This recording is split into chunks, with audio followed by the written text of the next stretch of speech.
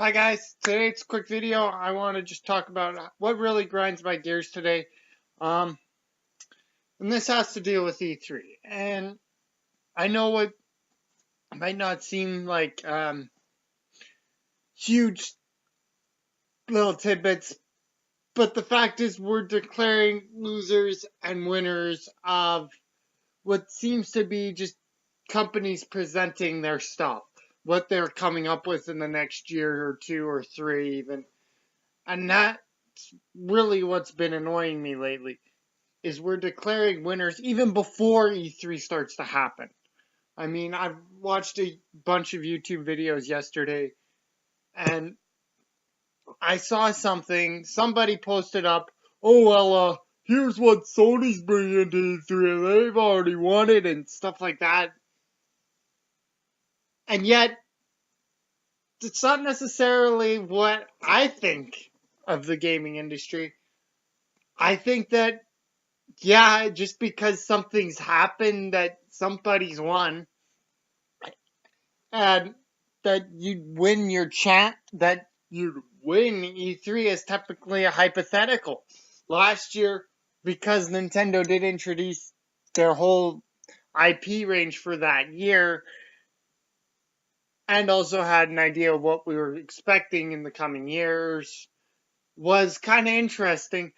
But then again, we never really heard of this, and yet we're declaring Sony the winner before E3 even happened? Like, this isn't even winners losers. It's showing what you got in the year upcoming. That's what Microsoft did with Xbox One. That's why Microsoft technically lost E3 and last year. But I hate to disagree with every one of you. E3 is kind of a present yourself and where you are right now. Yes, Sega, they're in the middle of moving, and I credit them for not actually showing up with a booth at E3 and doing their press conference, but having their developers show off what they have more or less because they can't be there. I credit them with that, and I think it's a good idea for Sega right now. In the future, coming up with this, Sega will be back. That's undoubtedly Sega will be back. However, over time, it's going to change. And I think, and another thing that grinds my gears is what everybody's saying with the NX. Yes, oh, they're replacing the 3DS and the Wii U. Yeah, it's a big deal. I commented on USA saying that, yeah, it's a good idea to replace both systems because I think the direction gaming is going. I have a 3DS. I play it at home. I like the portability of the Wii U tablet. It's just gaming's going away from this misconception that, yeah, it's just from the home. Now you see it with mobile gaming today that you don't necessarily connect it to a TV or something.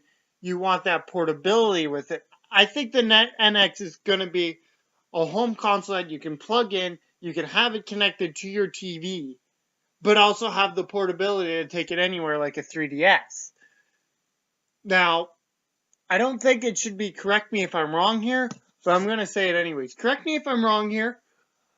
That the new 3DS is kind of like what the DSi was. Yeah, sure, there's going to be new content released with the new 3DS. Look at, oh boy, I got Mario vs. Donkey Kong, Minis March Again. Yeah, it was released on DSiWare. Bejeweled Twist. There was a whole lot of good games released on DSiWare. But there wasn't, I think the biggest quality one was the Minis March Again. And, you know, over time, that store just got indie. And I think this is what happens with time because Nintendo hasn't really been focused on bringing in the third parties to do their own games. They've had developers who just copy the same games over and over.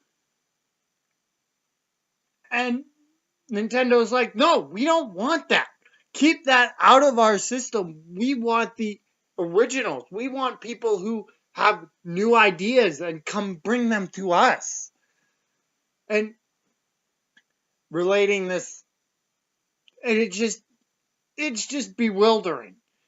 I will do eventually a game industry on what the NX is mainly about and how long and what exactly is expected from a next gen console. I think the Wii U is doing fairly well. It does lack processing power, but when it's meant to play games, it's not necessarily meant to have a huge processor in it. Its graphics are almost on par with the PS4. Yes, its processor's a little slower, so it can't manage everything that an Xbox One or a PS4 can handle. And you know what? Technically, you should be downfalling it on that. But Nintendo doesn't need all that much processing power. Look at Mario Kart 8. Look at Super Smash Bros. They don't need the processing power you have to run those games at 1080p, 60 frames per second. It just bewilders me that people think that grinds. That it just annoys me that people say, "Oh, well, Nintendo should just cancel." And then I see a lot of people say that they should take out the gamepad. Well, if they simplified the gamepad, that wouldn't lead to such a problem. Now, that being said, I wish that Nintendo would change things and go there once the Wii U's lifespan is done in the next 3, 4, 5 years. That yes, the NX will be the next big thing when it comes to gaming. The PS5, I'm not exactly sure on what it'll be. The PS4 is a good system. It's just it hasn't lived up to my expectations because what it is now is it's a game box essentially. We got let's see, Call of Duty, which is also coming out on Xbox. We've got let's think here. Oh, our exclusives: Uncharted, Little Big Planet, MLB The Show. Stuff that's just been rehashtagged over and over and over and over and over and over and over and over. And it's Call of Duty. And you see Call of Duty over and over and over and over and over. And it just gets annoying. And see, this is where the Nintendo fits. It's got that unique originality that I like. Not everybody's gonna see my point on it, but I kind of like that the Wii U has more originality than per se. Although it's Mario Kart over and over and Smash Brothers over and over and over. This is only the fourth installment, but you see a lot more unique IPs with Nintendo. They try and do different things. You saw the Punch Out hiatus. Smash Brothers, Star Fox is taking a hiatus while the Wii was out. Although most of you don't consider the Assault a true Star Fox game.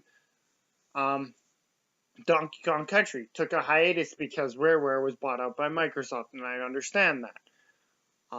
Metroid, yes, that's taken a sort of hiatus, although Other M was kind of questionable. Games take hiatuses on the Nintendo IP roster, so that way they might be able to introduce something. And we get people who complain about Nintendo making yarn games. Well, they're trying something else. They're trying to be different than the rest of the gaming community. And I think that's why they bring in these indie developers. You know, it's kind of interesting anyways. But the 3DS, yes, the hardware is old. It needs an upgrade in processing power. It needed the upgraded schematic for the 3D so it can actually track your face, so that way it can actually read your 3D. So that way it can actually distribute a nice and even 3D feel. It needed the NFC support for Amiibo, which will be coming to 3DS owners soon, hopefully. And this is the thing that's kind of annoying to me, actually. And people underestimate Nintendo. Well, I'm going to reflect the non-Call of Duty, the non-sports gamer here. I want something unique. And honestly, Sony Microsoft, they aren't giving that to me right now. They're giving me old rehashtag IPs that, yes, Nintendo does rehashtag the IPs, but it's usually once every console, so that way they can get out new ones. Nintendo gets new IPs, but they also bring back the old ones that were good, and they essentially create new installments. I mean, Mario Kart. The original one came out on the Super Nintendo. Mario Kart, Super Mario Kart, Mario Kart 1, if you want to call it that. Mario Kart 2. Well, that was a Game Boy. Well, Mario Kart 2 is Mario Kart 64. And then Mario Kart Advance Circuit on the Game Boy Advance. Mario Kart 3. Mario Kart 4, Mario Kart Double Dash. And then you got, somewhere along the lines, Mario Kart 5 is Mario Kart DS. Mario Kart Wii is 6. 7, 3DS, Mario Kart 7. Mario Kart 8, the best installment of the series to date. Unless you're my brother or my dad. And they're trying to break out of the mold and give gamers a little bit more of what they want. However, they're also introducing, and I've already pre-downloaded it. If you haven't noticed, Nintendo has been introducing a pre-download so that way you can get to your games right away. They've introduced games like Splatoon. They're introducing Excitotruck, which didn't work out all that well, and quite frankly, they introduced New Super Mario Brothers, which was the original Super Mario Brothers with a little bit of a twist. It was a 2D platformer with a 3D style. Super Mario 3D World, which I think is the closest thing we're ever going to get to a Super Mario 64. Excuse me. Super Mario 64 reboot. You've got the games like Call of Duty. And Sega at E3, they'll probably announce a new Sonic game. And I'm assuming they're going to make 2 separate Sonic games, one for the Wii U, one for the PS4 and Xbox One. However, I'm not expecting the one for the... I'm expecting they're going to announce the one for the Xbox and PlayStation, but it won't be ready until, I'm going to say after March next year. So, yes, they've got 8 games on the go, but I say that the release date of the Sonic for PS4, Xbox One will not be until after. I'm gonna go on a limb here. August 28th, 2016 will be the release date of Sonic PS4, Xbox One, and the next Sonic Wii U will be a little bit. I have a feeling it'll try and go a little bit more back to its roots, but also try and be a little bit more like Unleashed. Try and introduce new things, because Sonic's kind of been all over the board lately. Let's see, Sonic Lost World, you got a world that's kind of in, out, and around, and it's confusing. It's more like Super Mario Galaxy. And then you got the Mario, and then you've got the Sonic Unleashes, the Sonic Generations, and then you got the fans of Sonic Adventure, which kind of actually sucked in my opinion. I still haven't finished Sonic Adventure 2 yet. Yeah, so it's kind of interesting. So that's what, and Nintendo World Championships is coming back. I'm actually excited for that. But we'll see where the Nintendo and all these companies go when it comes to E3 time comes out. And don't be saying anything before the show. That's what's really grinding my gears right now. I thought I'd let you guys know that. Here's a little... This one is just going to be whatever. This is my opinion, so I guess I called it what really grinds my gears, as you can see by the Peter Griffin photo in front of you. Hopefully you guys have a good day. I'm Matthew James, and that's all for now.